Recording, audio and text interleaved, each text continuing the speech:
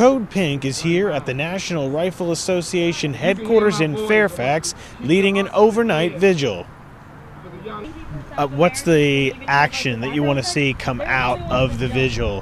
What changes do you want to see made after the Orlando tragedy? Well, I'd like to see some changes in how guns are sold and what kinds of guns are sold. That's what I would like to see on that side. I'd like to see more legislation and enforcement of the laws that we have in place, too. So the assault weapons ban that was mentioned on the list, the press release, that what you want to see done, the assault weapons ban? I mean, I would absolutely love to see that banned, and I would love to see more people say, you know what, we're going to come together and trust each other and put our weapons down instead of rushing to self-defend themselves by getting more guns, because I think that causes more, I think that feeds into the problem. The NRA promotes this idea that you need a gun for everything, and they turn what should be a fist fight into a murder, as opposed to just using it for hunting. As far as action's concerned, what do you want to see done after the rally concludes? What's the message?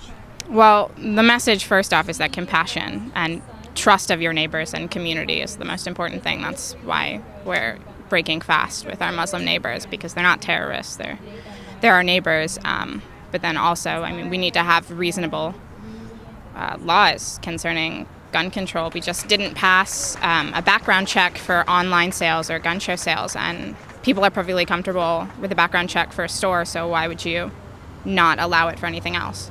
It's gone completely off the rails. It's not rational anymore. I think the Republicans who are defeating the reasonable amendments that were put forward are acting in a shameless way. I think that they're turning this into an election issue. They're once again trying to draw a defining line between black and white, which is not where the country is. And they're trying to say, well, you know, if you accept any reasonable measure, then you're anti-Second Amendment, which is absolutely false. And it's very discouraging. My goodness gracious, we have tragedies happening. And we had Sandy Hook. We had Virginia Tech. Now we had this in Orlando. So to just turn around and say we can't possibly come to the middle, or we can't possibly take gun safety measures seriously, is very, very discouraging. Well, I think that we've got way too many guns, and it's not under control. It's out of control.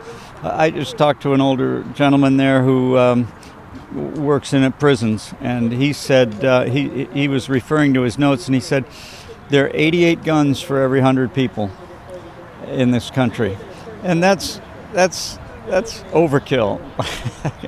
And we don't need that. So it's time to get away from this idea that we are just this macho cowboy country and pack away the guns. We don't need them.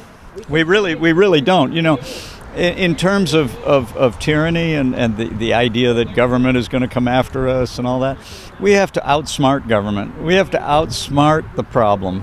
We don't do that with guns.